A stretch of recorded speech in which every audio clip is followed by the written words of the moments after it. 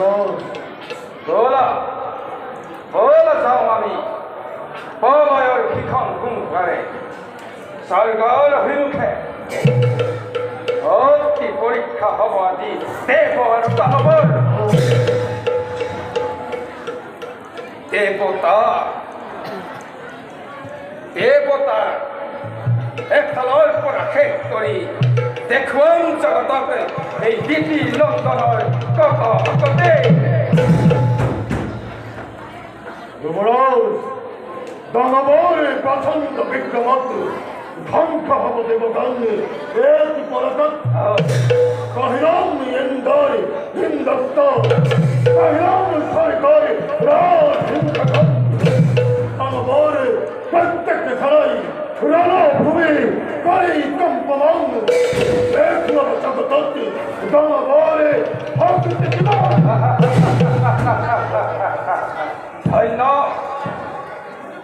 ধন্য মহাকাল ধন্য মোৰ সকলো দানৱ সেনানী শুনা মহাকাল অনতি পলমে আমি যাব লাগিব স্বৰ্গৰ অভিমুখে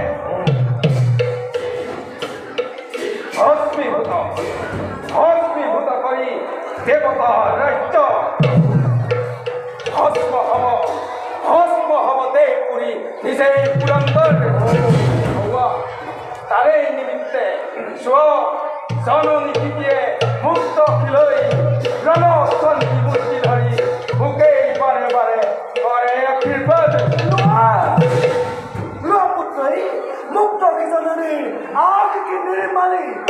চলিছে কিন্তু দৈত্যৰ ঘৰত নাই কাৰো পৰিণতি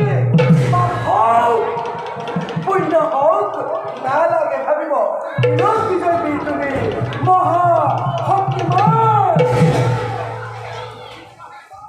জননী মনত অলপ তুমি নকৰিবা সন্দেহ মাথো চাই থাকা তুমি নীলগৰি পৰা কেনেদৰে তোমাৰ পুত্ৰই ধ্বংস কৰে দেৱতাৰ ৰাজ্য বল পুত্ৰ আগবাঢ়িব গৰ্বিত অতিথিৰ সভাটি নিশ্চয় নিৰ্মল শব্দ ক'ব দেখিকে দৃশ্য বিতুপত দিয়া দেখুৱাই কেনি আছে দেৱতাৰ অ ক্ষেত্ৰ দুৱাৰ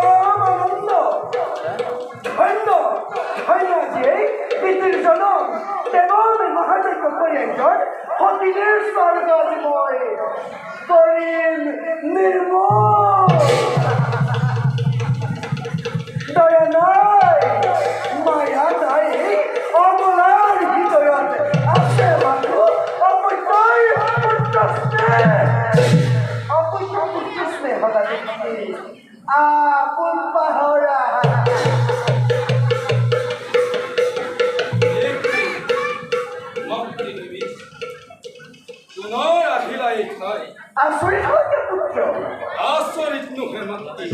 কোনো কথাতেই মই যোৱা পুত্ৰ লৈ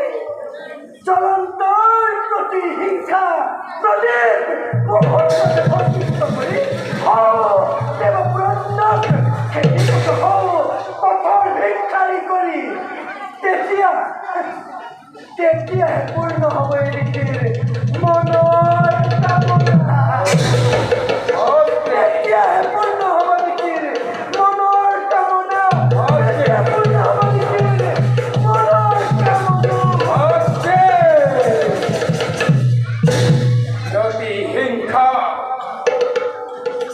প্ৰতিহিংসাৰ তাৰমানৰ জানি চাৰিখন